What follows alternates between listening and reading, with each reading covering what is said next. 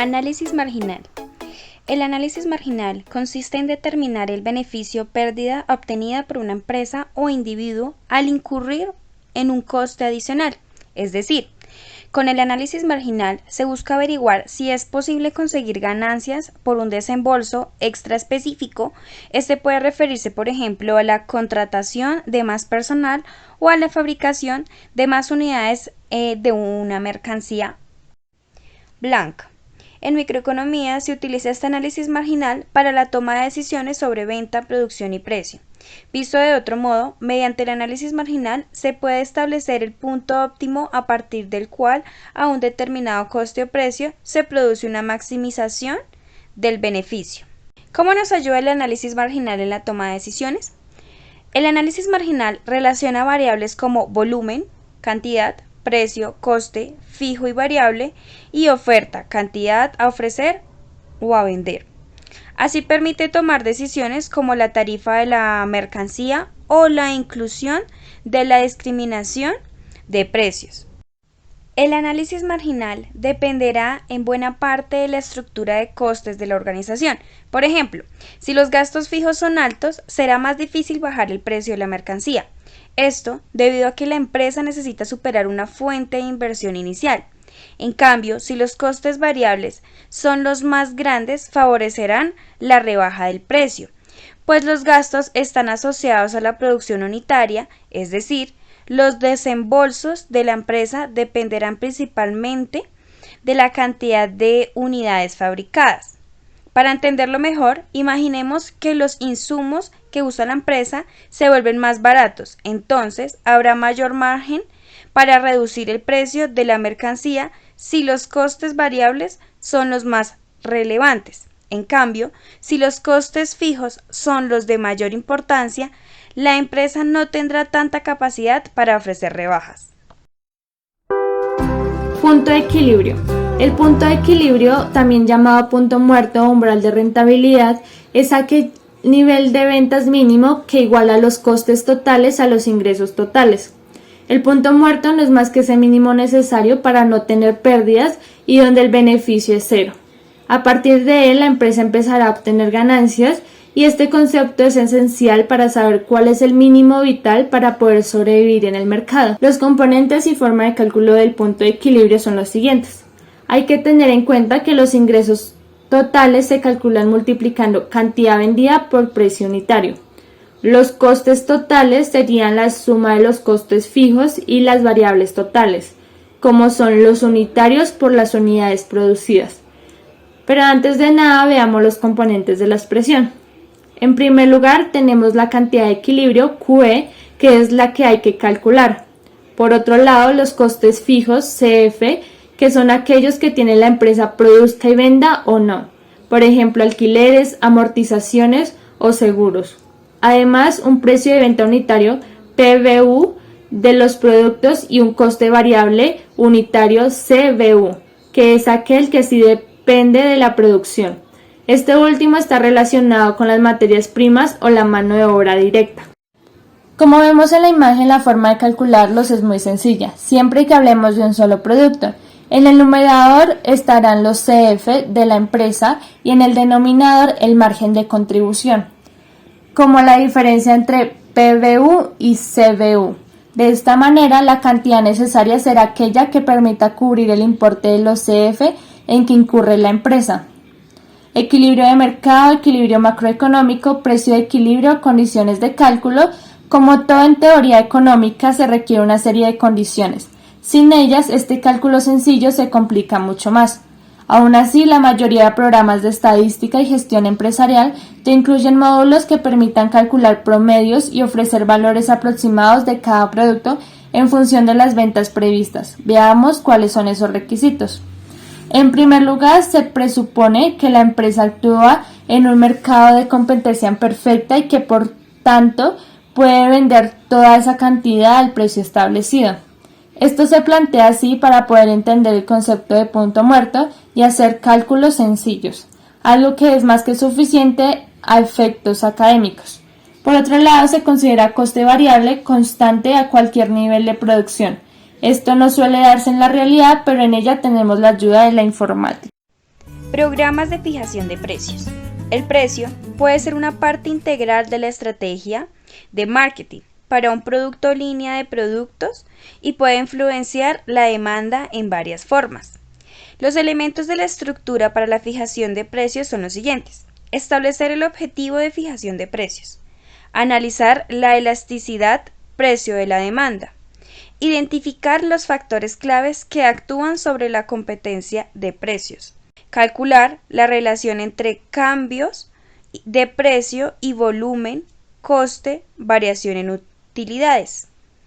Con base a los análisis de elasticidad, precio, competencia y relaciones de costo, volumen, utilidad, establecer el tipo básico de programas de fijación de precios para el producto al cual se le está fijando el precio.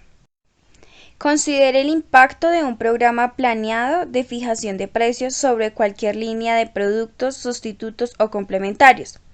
Determinar si existen algunas limitaciones legales sobre las decisiones de fijación de precios o si son necesarias algunas modificaciones para mercados internacionales. Para empresa que vende bienes o servicios directamente a sus clientes finales, el proceso descrito dará como resultado el establecimiento de un precio de lista, que es el precio básico que la empresa espera recibir normalmente. Sin embargo, los precios de lista con frecuencia se modifican por las promociones de ventas, como cupones, descuentos especiales, etc., y mediante acuerdos de ventas y distribución en los que se emplean precios negociados, descuentos por pagos de contado o por cantidad o contratos a largo plazo, aunque estos programas llevan a cambios en el precio actual que se paga. Las empresas manufactureras que venden a través de mayoristas o de minoristas utilizarán este proceso para fijar el precio que recibirán de su distribuidor, el precio de venta del fabricante, y con frecuencia para establecer también un precio al por menor sugerido por el fabricante. Sin embargo, es importante reconocer que una vez que los mayoristas y los minoristas compran artículos a los fabricantes, estos pueden fijar los precios que cobrarán a fin de ajustarse a sus propias necesidades estratégicas. Objetivos de la fijación de precios. El objetivo de cualquier programa de fijación de precios es respaldar la estrategia de marketing que se ha elaborado para el producto o línea de productos. Los objetivos de la fijación de precios especifican cómo se espera que el precio contribuya a implementar la estrategia del marketing. Si la empresa considera que el proceso puede utilizarse para incrementar la cantidad de usuarios o la tasa de compra, se seleccionan los objetivos basados en la demanda primaria. Especialmente en las etapas introductorias o de crecimiento del ciclo de vida de un producto, los precios más bajos pueden reducir el riesgo de ensayo percibido por el comprador, o la reducción de precios puede aumentar el valor relativo de una forma de un producto versus otra. Por ejemplo, los precios más bajos en los computadores notebook no solo han reducido los riesgos de ensayo, sino que también hicieron que el producto fuese relativamente más atractivo en comparación con los computadores personales convencionales. Adicionalmente, los precios más bajos pueden orientarse a incrementar la tasa de compra, ya sea aumentando la frecuencia de consumo, como ocurre cuando se reducen los precios de la carne de alta calidad, o ampliando el número de situaciones de uso para incluir usos de menor prioridad. Por ejemplo, las tarifas más bajas de las llamadas a larga distancia pueden hacer que las personas llamen a sus amigos con quienes normalmente se comunican por carta. Los objetivos que se basan en la demanda selectiva son aquellos orientados a respaldar una estrategia de retención o una estrategia de adquisición. Generalmente se utilizará la fijación de precios orientada a afrontar la competencia si la preocupación primaria de una empresa consiste en retener la actual base de clientes. Cuando la estrategia se orienta hacia la adquisición, el objetivo para la fijación de precios puede convertirse en la alternativa de precio bajo o hacer énfasis en una diferenciación con base en la calidad. Sin embargo, debe tenerse en cuenta que afrontar la competencia no necesariamente es un objetivo inadecuado para una estrategia de adquisición. Es posible que una empresa quiera competir sobre factores no relacionados con los precios, por lo cual decide adaptarse a los precios de los competidores. Es un esfuerzo por eliminar el precio como consideración en el momento de hacer una selección. Convertibilidad de moneda. Definición. Es un sistema monetario. La convertibilidad es la valoración que se fija de una moneda con respecto a otra o algún patrón como el oro o activos. En ese sentido, con la creación de un sistema global de transacciones y el desarrollo de la globalización, la conversión ha servido para trasladar información del valor de unas monedas con respecto a otras. De esa forma, en cualquier momento, un mismo bien puede ser valorado en dos o más monedas y se puede negociar el precio a pagar. Tipos de convertibilidad. Los tipos de convertibilidad son: convertibilidad restringida, únicamente se aplica para los no residentes o algunas transacciones que tienen un control cambiario limitado en el caso del peso cubano. Plena convertibilidad, existe total libertad para cambiar una moneda tanto residentes como extranjeros en todas las operaciones. Convertibilidad externa, trata de hacer conversiones a alguna moneda extranjera para los no residentes, de forma que la moneda tiene una conversión limitada a ciertas monedas extranjeras y solo para extranjeros, es el caso del peso cubano convertible. Convertible interna, similar a la convertibilidad plena, permite a los residentes y no residentes convertir al valor de otra moneda, la moneda nacional, para todos tipos de operaciones. ¿Por qué surge la convertibilidad de una moneda? En algunos casos, los países han optado por la conversión de sus monedas, ya sea porque esa tiene un bajo valor, porque no les interesa la cantidad de moneda extranjera a la que transferir su divisa porque no realiza intercambios con el exterior y porque directamente no creen en el sistema monetario internacional, países socialistas. La conversión también ayuda a determinar el valor de una moneda, a la vez que muestra los cambios que se presentan en esta, y ya sea mediante revalorización o depreciación, siendo esto provocado por el mercado o por la devaluación y revaluación de la moneda. El tipo de cambio o tasa de cambio es la relación entre el valor de una moneda y otra, es decir, nos indica cuántas monedas de una divisa se necesitan para obtener una unidad de otra. En cada momento existe un tipo de cambio que se determina por la oferta y demanda de cada divisa, es decir, por medio del mercado de divisas. Sin embargo, como veremos en algunos sistemas de tipo de cambio, los bancos centrales de un país intervienen en el mercado para establecer un tipo que favorezca su economía. Por ejemplo, en un momento en concreto, para obtener un euro se necesita entregar 1,19 dólares, o para obtener un dólar tendré que entregar 20,50 pesos mexicanos. En la siguiente tabla podemos ver en tiempo real el tipo de cambio de dólar estadounidense, moneda de referencia mundial. A continuación mostraremos un ejemplo de un conversor monetario poniendo de cantidad 500,000 pesos de pesos colombianos a dólar estadounidense, y ese es el resultado. Es importante saber que el precio que indica el conversor de monedas es el precio intermedio del mercado. Si se quiere cambiar en el banco o por medio de cualquier otro agente de cambio, es probable que ofrezcan un tipo de cambio inferior por la moneda que se vende.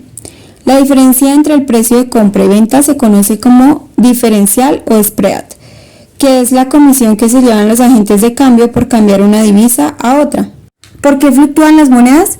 El valor de la moneda fluctúa constantemente y es afectado por una variedad de factores diferentes, como ser las políticas monetarias del Banco Central, la inflación relativa con el otro país, el valor de las importaciones y exportaciones de la nación, la relativa estabilidad política del país, desastres naturales, las deudas políticas del país con otros países y la fluctuación de las tasas de inflación del condado. Pero no todas las monedas fluctúan. Clasificación de los tipos de cambio según el Banco Central. Los tipos de cambio pueden ser fijos o flotantes, dependiendo de si interviene o no el Banco Central para establecer su precio. Tipos de cambio fijo. El gobierno de un país establece el valor de su moneda nacional asociando el valor con el de la moneda de otro país. Dentro de los tipos de cambio fijo existen varios regímenes cambiarios dependiendo de la actuación del Banco Central. Los regímenes son los siguientes, ordenados del más estricto al más flexible.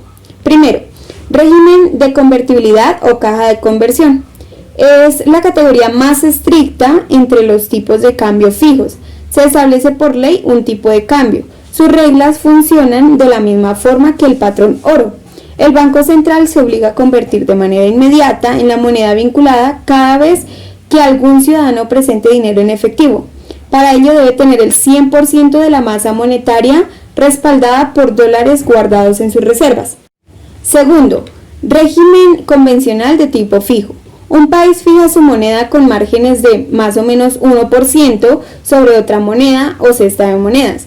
Puede para ello utilizar políticas directas de intervención, comprar o vender la divisa o políticas indirectas de intervención, bajar o subir los tipos de interés, por ejemplo. Tercero, tipos de cambio dentro de bandas horizontales. Las fluctuaciones permitidas de la moneda son algo más flexibles, por ejemplo un 2%, también se conoce como tipo de cambio con zona objetivo. Cuarto, tipo de cambio móvil. El tipo de cambio se ajusta de manera periódica, normalmente ajustado por una mayor inflación con respecto a la moneda vinculada. Se puede hacer de forma pasiva o activa, anunciando con anterioridad e implementando los ajustes anunciados. Quinto, tipo de cambio con bandas móviles. Es similar al tipo de cambio con bandas horizontales, pero el ancho de las bandas se va incrementando poco a poco. Se suele utilizar como paso intermedio a un tipo de cambio flotante. Tipos de cambio flotante. La tasa de cambio se encuentra determinada por la oferta y la demanda de divisas en el mercado.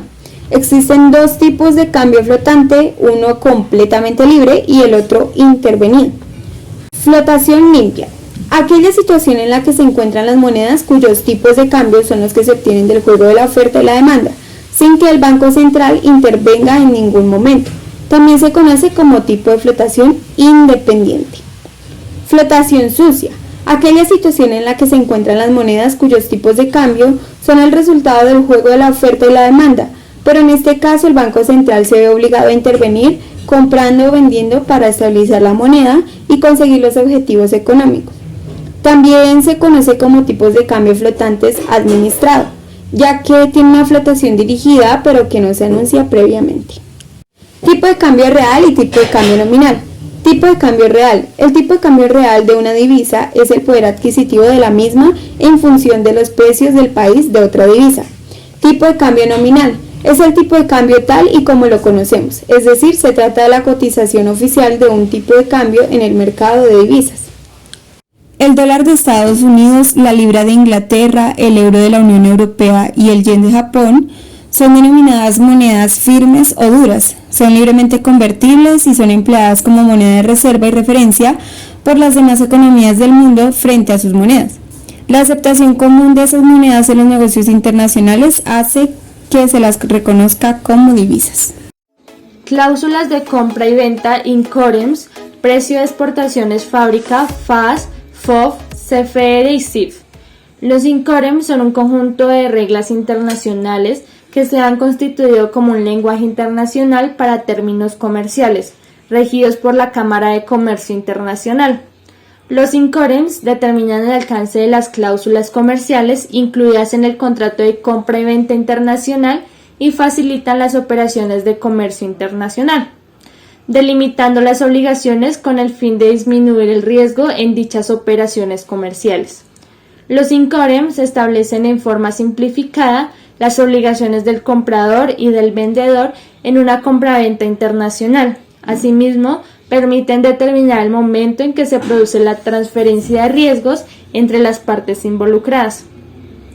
Los Incoterms determinan el alcance del precio, en qué momento y dónde se produce la transferencia de riesgos sobre la mercancía del vendedor hacia el comprador, el lugar de entrega de la mercancía, la responsabilidad de contratación, pago del transporte y pago del seguro al que haya lugar, los documentos que tramita cada parte y la responsabilidad frente al costo de los mismos. Los Incoterms también regulan 4 aspectos principales. El primero son condiciones de entrega de la mercancía, segundo, distribución de riesgos de la operación, Tercero, distribución de costos de la operación. Y cuarto y último, distribución de trámites documentales. A continuación explicaré resumidamente los incodems más importantes. Está el EXW S-Works en fábrica, donde el vendedor la única responsabilidad que tiene es poner la mercancía a disposición del comprador en sus locales en un embalaje adaptado al tipo de transporte. En general, el precio incluye la ubicación de la mercancía en pallets. En cuanto al comprador, el comprador asume todos los gastos y riesgos inherentes al transporte desde la salida de la fábrica hasta el destino. El término EXW representa la menor cantidad de obligaciones para el vendedor. En el contrato FOB, franco a bordo, las obligaciones del vendedor se cumplen cuando la mercancía ha cruzado la batayola del buque en el puerto de embarque. Para los contratos FOD, franco en camión, y FOR, franco en vagón, esto ocurre cuando la mercancía ha pasado sobre la compuerta de cola del camión o la compuerta de carga del vagón. En el contrato CIF, costo, seguro y flete, o CFR, costo y flete, en este caso el expedidor prepara y paga el contrato de transporte, pero en cuanto al resto, la transferencia del riesgo es la misma que en virtud del contrato FOF.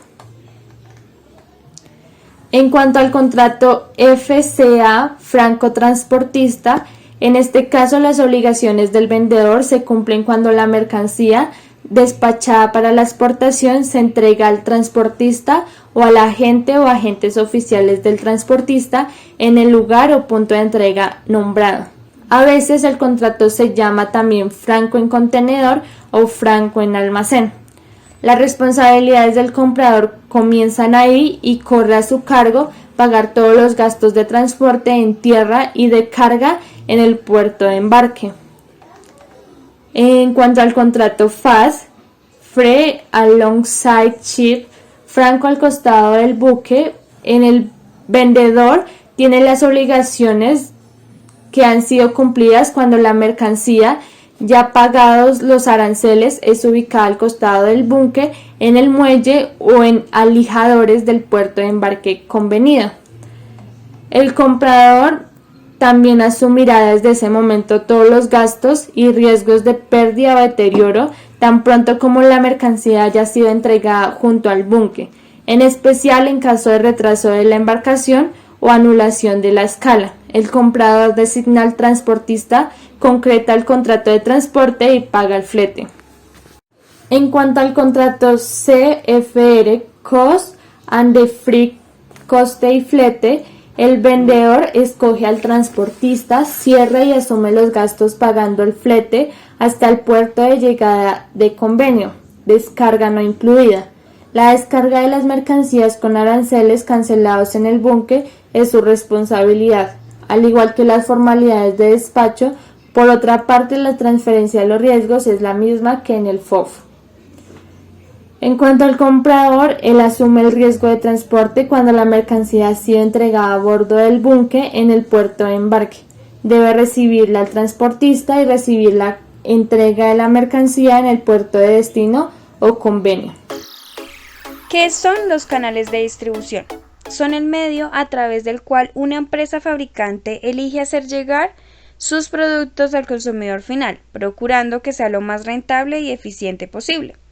Los canales de distribución los conforman empresas prestadoras de servicios que investigan el mercado, promocionan los productos y negocian con clientes potenciales sobre precios, modalidades de entrega e inventarios sobre la cantidad de productos que necesitan. En un canal de distribución participan 3 actores importantes: los productores, los mayoristas y por último los minoristas. Estos participantes pueden ser almacenistas, empresas de transporte, comercio, entre otros. ¿Cuál es la importancia de los canales de distribución? Bueno, la importancia de los canales de distribución radica principalmente en que a través de un tercero es posible que el producto llegue a un mayor número de consumidores y por lo tanto que crezcan las ventas del mismo. Generalmente los productores no cuentan con una red de distribución propia. Es por ello que trabajan con una empresa terciaria que suele tener amplios contactos comerciales y geográficamente tiene un mayor alcance. Además, cuenta con servicios de almacén, medios de transporte seguros y de alguna manera adquieren el compromiso de que finalmente el producto llegará a su destino. A través de los canales de distribución, una empresa productora alcanza objetivos importantes: ubicar su mercancía en el lugar adecuado para el alcance del consumidor en el tiempo menor posible. ¿Qué canales de distribución existen? Los canales de distribución se clasifican según diversas características. Primero, canal directo. Se trata de una unidad de trabajo que pertenece a la misma empresa productora y son ellos quienes directamente se encargan de hacer llegar la mercancía a sus clientes.